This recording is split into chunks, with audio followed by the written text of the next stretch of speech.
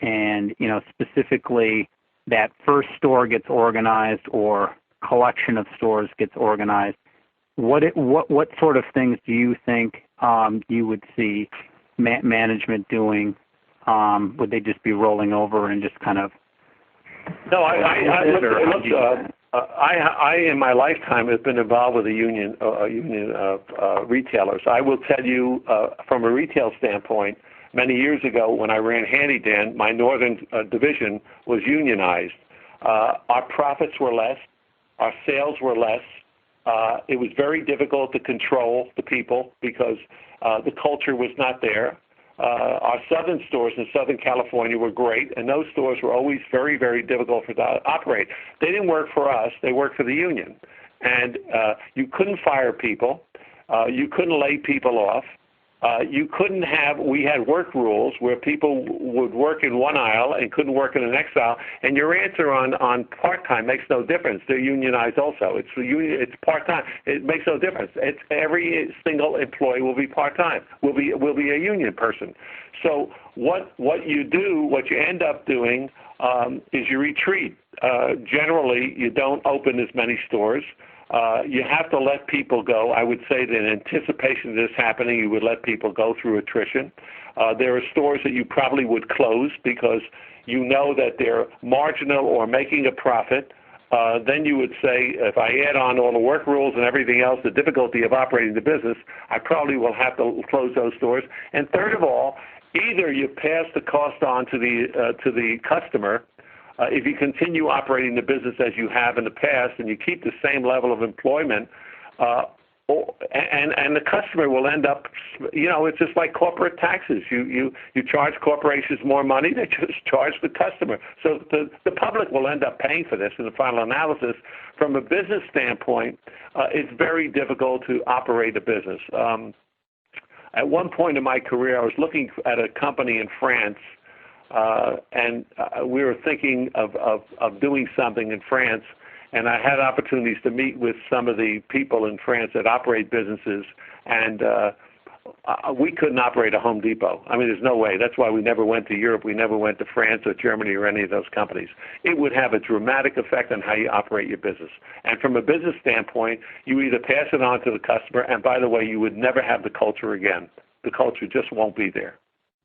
We would not have, we're having a tough time getting people now, getting back the culture at Home Depot. If this ever happened, and I'm not making this a statement for Frank Blake, this is only my own observation, that culture that we've finally brought back into the stores after 4 years in our deli would be gone. And we'd end up with what we had before. Every retail company, it's not only retail, I'm worried about the manufacturers that feed us, I'm worried about the service organizations that feed us, I'm worried about all the organizations. I think about what the cost impact is going to be across the board, and America is going to pay for it. Mr. and Mrs. Joe the plumber, I mean, he's going to start paying for it. He's going to start paying more for his faucets and his plugs and his pipe and everything else that he does. And so my answer to you is that it's just going to be a bad news. But worse than that is if I were a company wanting to come into the States, I wouldn't come here. What would be my incentive? It's the same way I would not invest. Listen, why are people investing money in Ireland today? As opposed to, there's more money invested in Ireland in the last month than it has been in the last 5 years in France. Okay, next question. Actually, if you don't mind, I just want to jump in, Bernie. I don't know if looking at small versus big companies, like I had said earlier, if companies like Walmart or some of the bigger companies would probably be able to litigate this for some time, do you think that something like this would affect smaller companies first, or would you think litigation like that would sort of delay sort of implementation? I think there are guys out there who have guts and guys who don't have guts, okay? Unfortunately today, I don't think too much of a lot of CEOs that run their businesses, okay? So you have to take me off that thing. I think that most of them would cave in rather than fight. I think that most, and I said low-hanging fruit, and I meant low-hanging fruit. They're going to go after the low-hanging fruit first. They're going to go after the guys that they know can capitulate, that don't have a stomach for a fight, and really don't even know how to fight anymore. They're so battered by Sarbanes-Oxley that they don't know if they're coming or going. They'll call the lawyers in and say, "What do I do?" And the lawyers will say, "Don't make noise." That kind of thing. So I think that they'll do the low-hanging fruit first, the easy ones first. I won't tell you what I think will be the low-hanging fruit because I already know. I got the list in my own mind. Bernie, am I on the line? One of the things that I would also add is that this does not necessarily need to be done top-down by an international union against a big company. Employees in a particular unit of a particular store can try and start their own union. It's very easy to do. All you need is a bright college student or a first-year law student that can download representation cards off the internet or get them from a local union if they get ginned up about this. They can organize a union themselves simply by getting the cards. If they get 50% of their fellow workers to sign cards, they can just take them to the local union and say, okay, here they are, now come in and represent us. And if you are a store that is part of a larger chain, the union will be very interested in this because they're then going to be able to get a contract, as Bernie said earlier, within a 4-month period. They'll have a contract that does have higher benefits and wages than what the stores in the rest of the chain are offering, which is then going to be a great lever to get the rest of the people to start signing cards. So don't think that they'll only go after the Walmarts. This can come lots of different ways. And in fact, Starbucks is dealing with this right now, where some of their baristas in various stores are trying to organize, and the union finds that the company parachutes in and tries to get the employees to not go the full route. But under this bill, they can't. Well, they could still come in, but the point is that by the time they get there, the cards are signed. Yeah, but isn't there? What about the provision of penalties for and the triple damages for employers that interfere with this unionizing? Well, interference is absolutely correct. I mean, if you threaten, if you promise people we'll give you a raise, throw the union out, all of that is not allowed. But today, under the law, you can have a meeting with employees and you can say, listen, I know a lot of you signed cards, but we're going to have an election, and before you go and vote, let me tell you some of the things that the union never told you about themselves, about underfunded pension plans, about your money going to politics, about strikes, about the fact that you can't get promoted on merit and you're going to have to wait in line for seniority purposes, etc. And that is all legitimate because that's all the law, and that's reality. It's not a threat or a promise. The Starbucks problem, if I can call it that, is that a Starbucks store is relatively small. There are very few people on the payroll.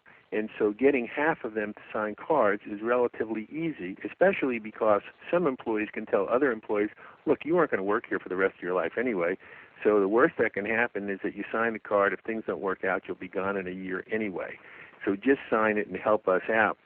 If those people sign a card literally overnight, you just have a pizza party someplace and everybody, or just half of the people sign these cards, by the time Starbucks corporate finds out about it, even if it's as soon as a day later, it's too late, because once all those cards are signed, the union is in. You can't do anything about it at that point, so there's no time for the company to talk to the employees. And that, quite frankly, is going to be one change in the retail industry as well as these other service industries.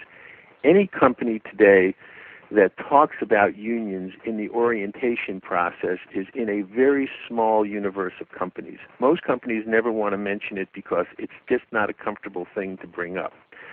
What companies are going to have to start doing if they're going to cover their ass is in the orientation process, they're going to have to start talking to employees about the danger of signing cards and how signing cards before you get to hear why you shouldn't be signing a card is significant to the individual. And the company's going to have to start educating people about why they don't want third parties interfering in the relationship between the management and the employees. They're going to basically have to start the conversation with employees that they normally would have today after cards are signed, but before the election is held. So, Rick, what you're really telling us is that there's nobody's going to be immune to this. I mean, it's going to be an avalanche. Again, before anybody gets off this phone, what is the only thing that's going to work? It's going to be money right now for these Senate races. These Republican Senate races, Norm Coleman in Minnesota. Give me the other ones, Rick, right now. Well, again, in Oregon you have Gordon Smith. In Minnesota you have Norm Coleman. In Mississippi you have Roger Wicker. In Kentucky you have Mitch McConnell. And in North Carolina you've got Elizabeth Dole. Those are the races that are still in play. And all of a sudden Georgia's gotten into play. They put over $1 million into Georgia. Yeah. They're running ads around the clock now. Boy, lying. I mean, don't even ask. I mean, Saxby Chamberlain's got a fight on his hands now. So they're pumping money in. By the way, the unions are spending between $500 million to $1 billion on this election. The money, there is no problem with money. The Republicans are scrounging for money. These guys have this. This is the biggest trifecta that's ever come down the pike. This is like betting on a loaded race. This is like going to a slot machine that you know is going to pay off 100%, and that's what's going on right now. So we need money. You can if they get a hold of Rick Berman, his offer, unionfacts.com, or the other one, what is it called? EmployeeFreedom.org. We could tell people how to, and they better open their wallets right now. If they don't open their wallets now, they're going to spend money that will come. I mean, this is going to hit them, and I know everybody's going to say the same thing. Business is bad, sales are down, it's going to be difficult. I don't have it in my budget. I will tell you that they don't have anything in their budget for this eventuality. That nobody has it in their budget. After talking to the retailers I've talked to, when they hear about this, they turn white. Okay? So any other questions? Your next question comes from Rob with AIG. Yep. Yeah, Rob. Hello? Rob, check to see if your phone is on mute, please. Yeah, good morning. Thanks. Sorry about that. A couple of questions. I heard Dana Corp come up before, and wondering how this potential law, card check law, compares with what we saw, the card check that we saw at Dana and Johnson Controls over the last 4 or 5 years. And if I remember right, management kind of agreed with that strategy. That's the first question, that union strategy. The second question is, what is the potential cost impact to these companies? And again, the reason I ask, thinking of the auto industry, to keep the unions out, many of these companies had raised their wages and benefits to union-like levels to take away the incentive to become unionized. Union with new hires, the big three, right? They're getting 401ks instead of DB plans. Could you address some of those things? More on what the damage is here. Steve Handler could speak to that because he was with Chrysler. What were you saying? The transplants, the foreign automakers here, their wages are close to the big three. They're not exactly the same as the big three. Their benefits are close. They're not quite as good. Yeah. But still, the Japanese and the Germans and the South Koreans, if they have to, they will match the big three salaries and benefits, maybe even go higher, because that's not what is really hurting the big three. Hurting the big three is the work rules and healthcare costs and pension. And pension. So our only rate they're willing to give up on. Vacations they can give up on. So your answer, your question is how much is it going to cost? I mean, I don't think anybody has a number. I mean, it's going to be enormous. It's just going to be enormous. For any business that's targeted, it is going to be enormous. Now, why do people like Kroger who are unionized, why are they concerned about something like this?